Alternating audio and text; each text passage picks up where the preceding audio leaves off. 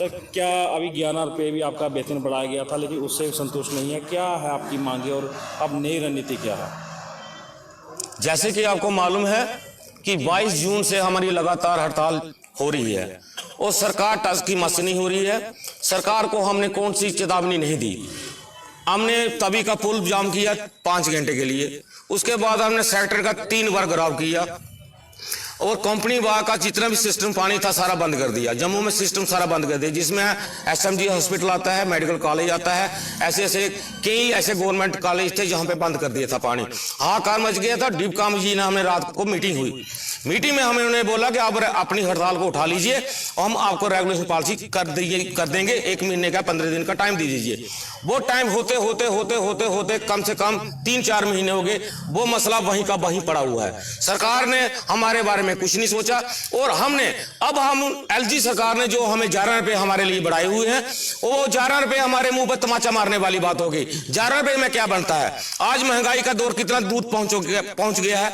जैसे कि अभी तो अब प्रॉपर्टी टैक्स लग रहा है, अगर प्रॉपर्टी टैक्स में 1000 रुपया अगर प्रॉपर्टी टैक्स लगता है तो 11 रुपए हमें मिलेंगे, हम कहां से देंगे? हमारे तो टैक्स लगेगा नहीं, क्योंकि हमारे पास है कुछ नहीं, हमने टैक्स कौन सा देंगे। तो दूसरी बात, जो सरकार को हम ये बताना चाहते हैं कि जो हमें 11 रुपए दी है हम आपको दान में देते हैं। दिल्ली बेज ने सबने हम किया हुआ है कि ये 11 रुपए हम आपको दान में देते हैं एलजी सरकार को। उस 11 रुपए से आप जम्मू कश्मीर की जितनी भी डेवलपमेंट है वो आप उनसे उन पैसों से करवा लीजिए, हमें वो 11 रुपए नहीं चाहिए। और हम अब 16 मार्च को हम लगभग 72 घंटे की हड़ताल पर जा रहे हैं, काम शोर हड़ताल। जैसे कि आपको मालूम है कि अभी गर्मी का मौसम आ गया है, गर्मी दस्तक दे रही है, गर्मियों में हाहाकार मच जाएगा।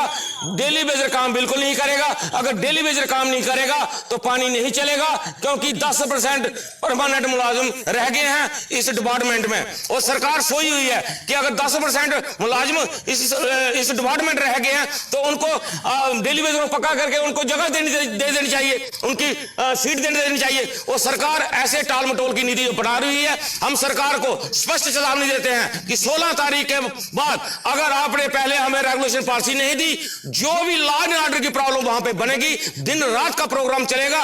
जो भी लॉ एंड ऑर्डर की प्रॉब्लम बनेगी उसकी एलजी सरकार जिम्मेवार होगी। अब वो नहीं है कि पुलिस वाले डंडे दिखाएंगे हम बाज जाएंगे, डंडे मारेंगे हम बाज जाएंगे। अब हम मारेंगे भी और मरेंगे भी। ये पक्की बात है, पक्की बात है, पक्की बात है। तो यहाँ पे हमारे साथ एक और प्रदर्शनकारी मौजूद है, उनसे बात करते हैं क्या है नई रणनीति और क्यों नहीं सरकार आपकी मांगों को सुन रही है। पहले तो मैं पंजाब केसरी का शुक्रिया अदा करता हूँ जो समय समय पर हमारी आवाज़ को बुलंद करते हैं और सेंट्रल गवर्नमेंट तक हमारी आवाज़ को पहुँचाते हैं।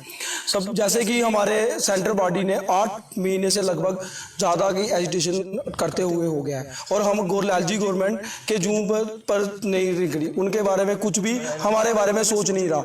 और एक ऑर्डर जो निकाला 11 रुपये हमारी सैलरी बढ़ाई हुई है और हमें आज के डेट में 11 रुपये का मैं बोलता हूँ केजी आटा तक नहीं आता, जो एलजी गवर्नमेंट में अब हम पे आसान कर रही है। 11 रुपये का आटा तक नहीं आता एक टाइम का खाने के लिए। और एक दूसरी तरफ एक लद्दाख गवर्नमेंट जो एलजी गवर्नमेंट है वो एक डेली वेजर की तैयारी कम से कम मिनिमम 18,000 रुपया उनकी कर दी गई है स्किल रेट की, स्किल वर्कर की जैसे। और हमने क्या बिगाड़ा है इनका? अगर हमारे साथ ही सेम तरीके से सेम पैटर्न पे लद्दाख के वर्कर लगे हुए थे, सेम पैटर्न पे वर्क काम कर रहे थे और हमारी ही पहले स्टेट थी उसको अलग करके अलग ड्यूटी बना दिया। अगर उसको ऐसे इस तरह से दिया जा रहा है तो हमें क्यों नहीं? हमने क्या बिगाड़ा है गवर्नमेंट का? हमने क्या बिगाड़ा है बीजेपी गवर्नमेंट का, जहाँ एलजी गवर्नमेंट का? उसी तरफ हमें बोलते हैं कि आप पाप की घंटी हो, कोई लीडर बोलता है आप पाप की घंटी हो।